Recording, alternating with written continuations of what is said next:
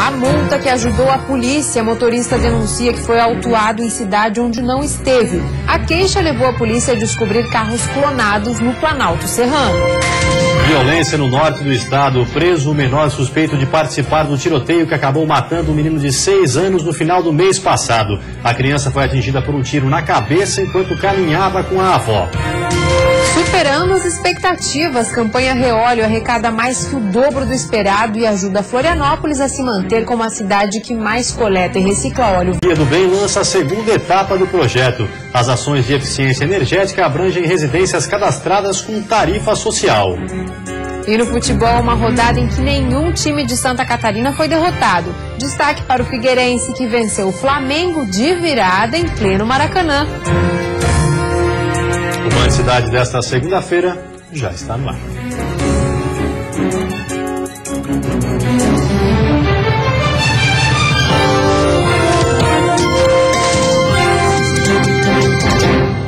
Olá, boa noite. Boa noite. Já imaginou receber uma multa de trânsito sem ter estado na cidade onde a autuação foi gerada? Isso aconteceu com um motorista de Biguaçu. Ele desconfiou, acionou a polícia que acabou descobrindo carros clonados na região serrana. Foi por causa dessa multa que os veículos com placas clonadas foram localizados na região serrana. De acordo com o delegado, a placa teria sido clonada de um carro de Biguaçu.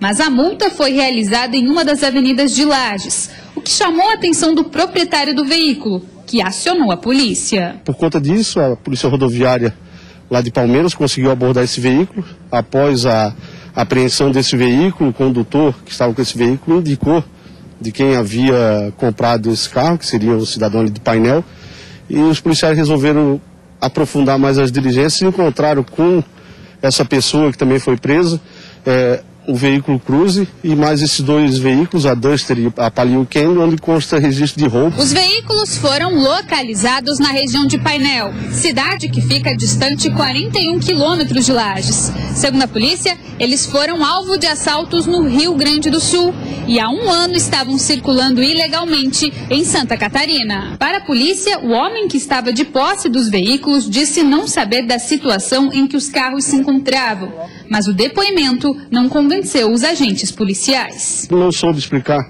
especificamente de quem comprou, não conhecia a pessoa, pagou pelos 3 carros a quantia aproximada de 60 mil, quando um carro desse aí mesmo só vale isso.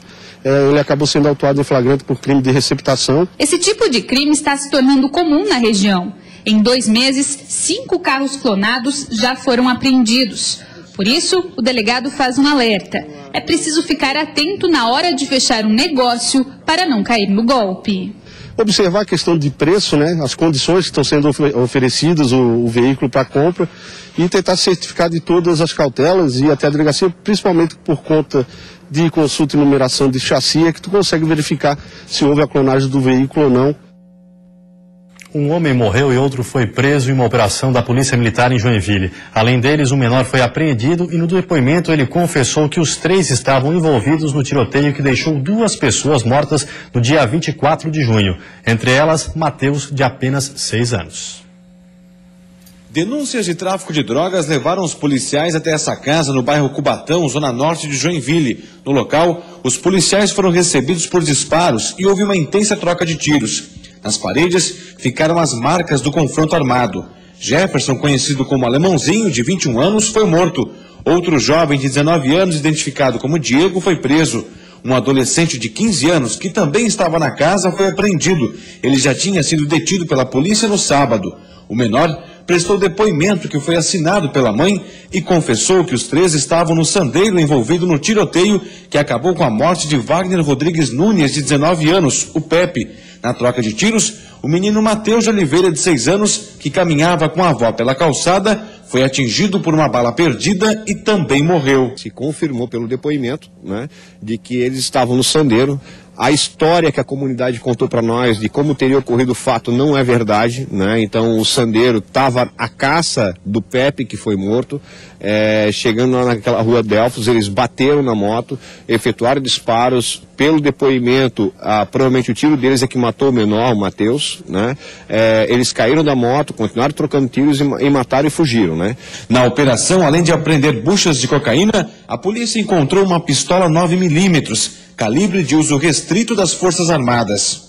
De acordo com o Serviço de Inteligência da Polícia Militar, a pistola recuperada foi comprada na Argentina. A suspeita é que essa arma foi utilizada em boa parte dos crimes de homicídio que aconteceram na Zona Norte, mais especificamente no bairro Jardim Paraíso, que é o que registra o maior número de assassinatos em Joinville nesse ano.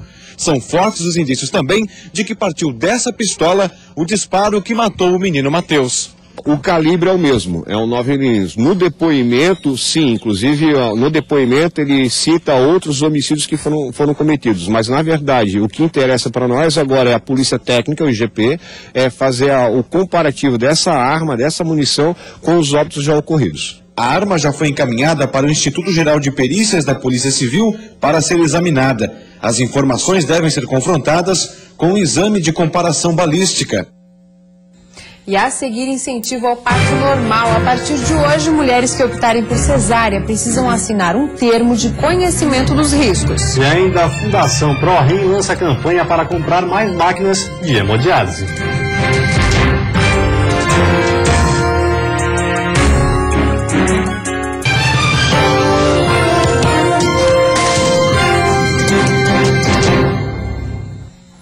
Com o objetivo de reduzir o número de partos por cesárea, a Agência Nacional de Saúde fez uma nova resolução. A partir de hoje, as mulheres que optarem pelo procedimento precisam assinar um termo dizendo que estão cientes dos riscos. Hoje, 6 de julho, é o dia do nascimento do pequeno Eduardo. O menino virá ao mundo através de uma cesariana, procedimento escolhido pela mãe. Sei que não tem nada a ver com a genética, mas a minha mãe teve cesáreas e sempre foi super tranquilo.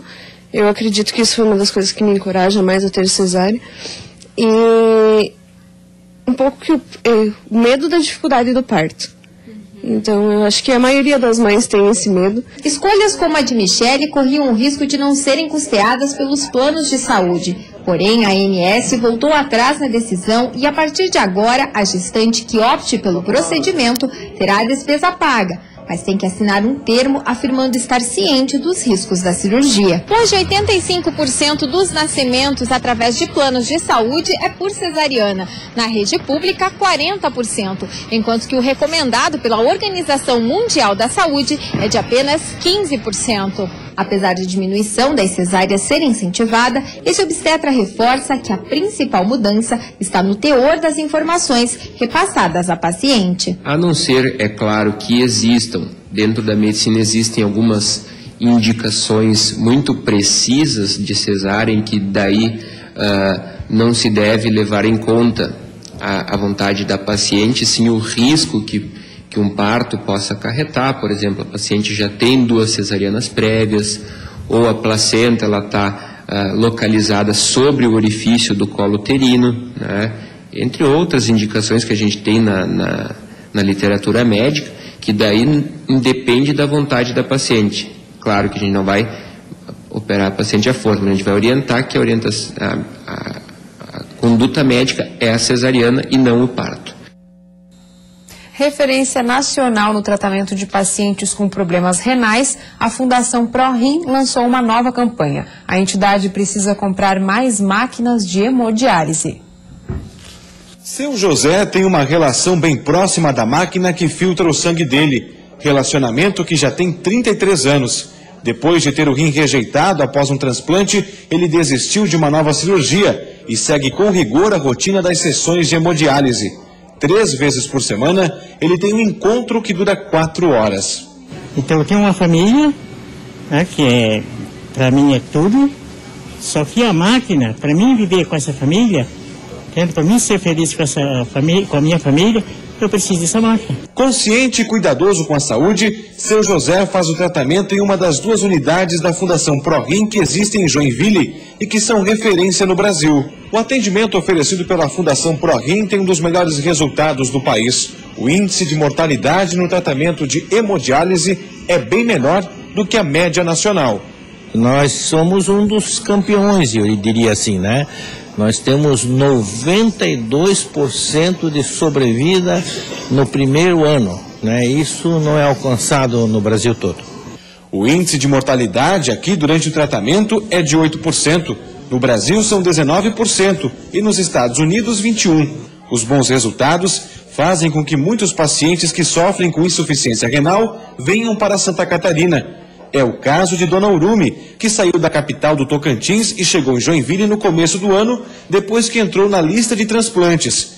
Enquanto aguarda um doador compatível, ela segue aqui com as sessões que já fazem parte da rotina há 11 anos. Tudo que você come vai virar toxina, né? Já é diferente de quem tem o rim normal, que está lá filtrando 24 horas. Nós só temos essas 4 horas, dia sim, dia não.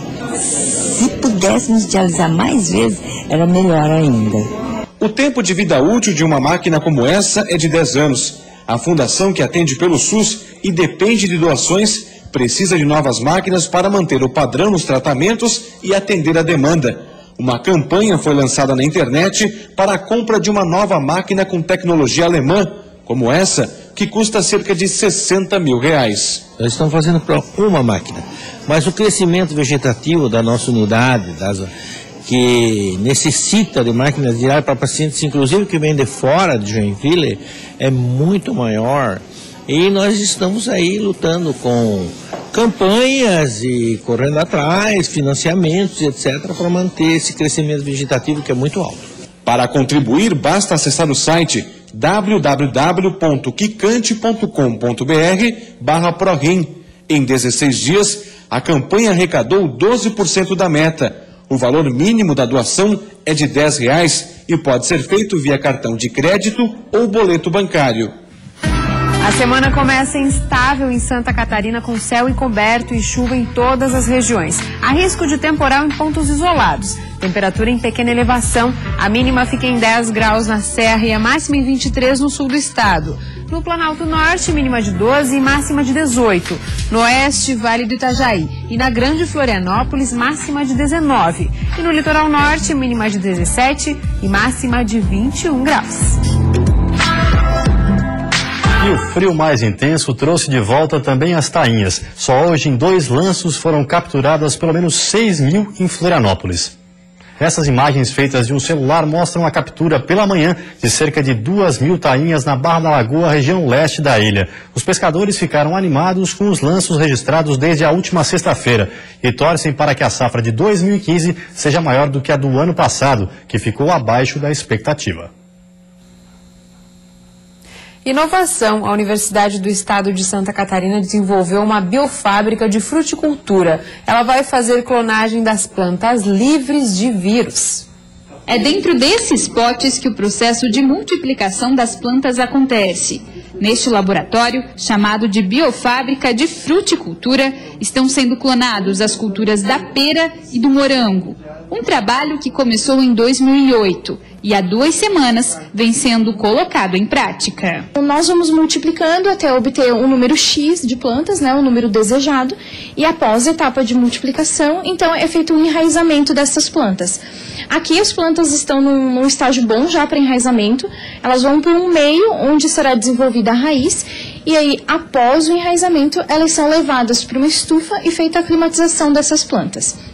A climatização demora, em média, umas 2 semanas e aí a planta já vai estar pronta para ser comercializada, para ser distribuída. De uma planta como esta, pode-se multiplicar até 200 plantas. Segundo este professor, o laboratório foi criado pela necessidade de disponibilizar aos viveiristas plantas saudáveis para produzir as mudas. Nós estávamos com um projeto de multiplicação, de introdução de várias, com um problema de onde encontrar plantas livres de vírus para fornecer ao produtor de mudas, ao nosso viveirista.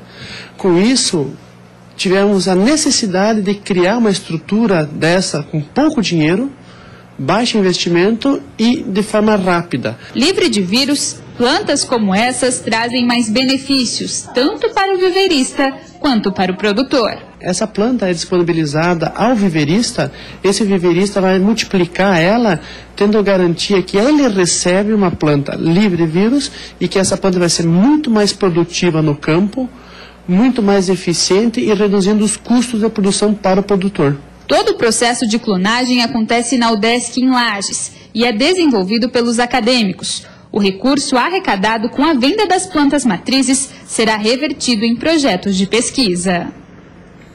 E depois do intervalo tem futebol na 11ª rodada da Série A. Destaque para o Figueirense, que venceu o Flamengo de virada em pleno Maracanã. E pela Série B, a difícil situação do Criciúma, que não consegue se aproximar dos primeiros colocados.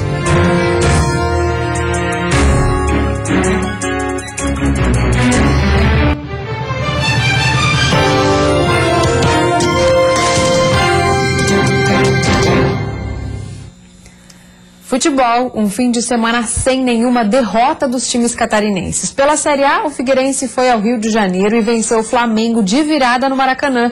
Confira como foi a 11ª rodada. No Paraná, um jogo sem gols entre os dois últimos da tabela, Coritiba e Joinville. O Jack teve poucas chances de abrir o placar, mas se os donos da casa ameaçaram mais, o goleiro Agenor do Joinville novamente fechou o gol. O novo titular da posição fez várias defesas importantes, evitando uma nova derrota tricolor. Na Arena Condá, mais um grande resultado da Chapecoense, que terminou a rodada na 9ª colocação com 16 pontos.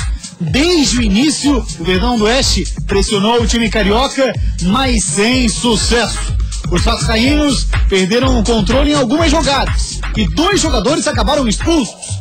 E se não dava para furar o bloqueio dos visitantes, o jeito é usar a criatividade. O zagueiro Neto, de bicicleta, fez esse golaço para a vitória da Chape. O nosso time jogou muito, teve muita consciência. No 11 contra 11, no primeiro tempo, parecíamos que nós éramos um time super tradicional, grande, contra um outro time que veio apenas se defender. Na ressacada, o Sport, que estava na liderança do campeonato, abriu o placar com o Diego Souza de cabeça. Mas o Avaí tem alguns jogadores da base que podem sim decidir. Um deles é o volante Renan, 17 anos, e teve muita calma para escolher onde colocar a bola. 2 minutos depois, Rômulo, também da base, cruza, e Anderson Lopes, que virou o jogo. Aos 45 do segundo tempo, o árbitro marcou penalidade de Jubal em André. O próprio André foi para a cobrança e fechou o placar. Empate em 2-2, com gosto de derrota para o Avaí e, claro, de vitória para o Sport. O Leão da Ilha de Santa Catarina tem 13 pontos e é o 13º colocado. Ali era uma bola que eu entendo, fim de jogo, ali é uma bola que você tem que tirar. No Maracanã, o Flamengo começou a toda, teve até bola na trave. O Figueira respondeu com esse chute de fora da área de Rafa Bastos. Mas logo aos 2 minutos do segundo tempo, Alan Patrick aproveitou confusão na área e abriu o placar. Atrás do marcador, o Figueira foi para cima do time da Gávea e Everaldo sofreu esta falta. Ricardinho cobrou e fez o gol de empate.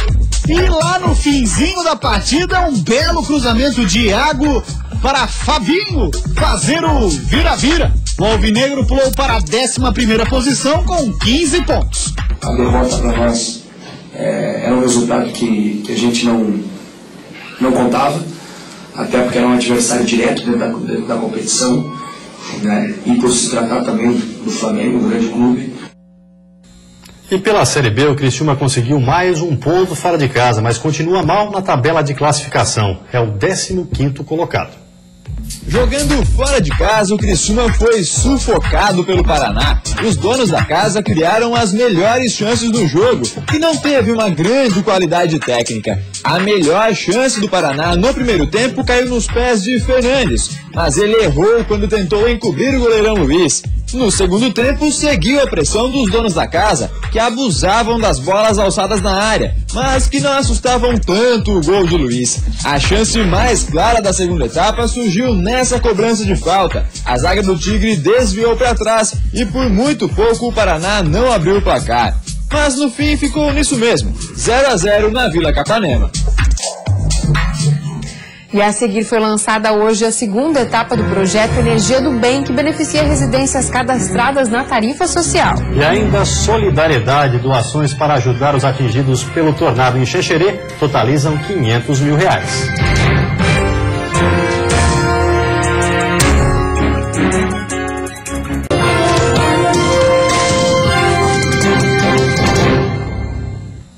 Superando as expectativas, a campanha Reóleo da ACIF arrecadou mais que o dobro do esperado. Florianópolis é a cidade que mais coleta e recicla óleo vegetal no mundo.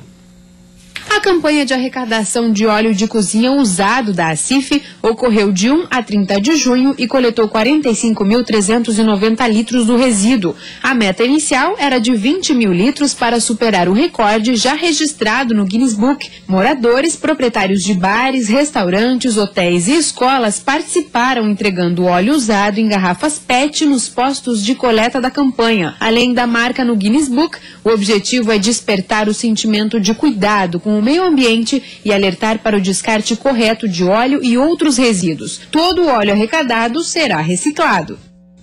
2 meses do tornado que atingiu Xanxerê e Ponte Serrada. Foram disponibilizadas várias contas para doações em dinheiro. E a Prefeitura de Xanxerê divulgou que foram arrecadados R$500 mil que devem ser destinados à compra de imóveis. Aproximadamente R$200 mil devem ser utilizados na compra de 70 kits que contêm sofás, camas de casal, roupeiros, beliches, mesas com cadeiras, balcões e pias. Já os fogões e geladeiras foram doados por empresas e moradores. A previsão é que até o fim de semana inicie a distribuição dos móveis. O destino dos outros R$300 mil que foram arrecadados na conta coletiva devem ser discutidos em uma reunião entre a Prefeitura e o Ministério Público. Das 48 casas moduladas, 10 residências de 40 metros quadrados já foram entregues para os moradores. A expectativa é que as construções sejam concluídas em 90 dias. Amanhã, o prefeito de Xanxerê, Ademir Gasparini, viaja para Brasília, onde tem uma reunião com o Ministério da Integração.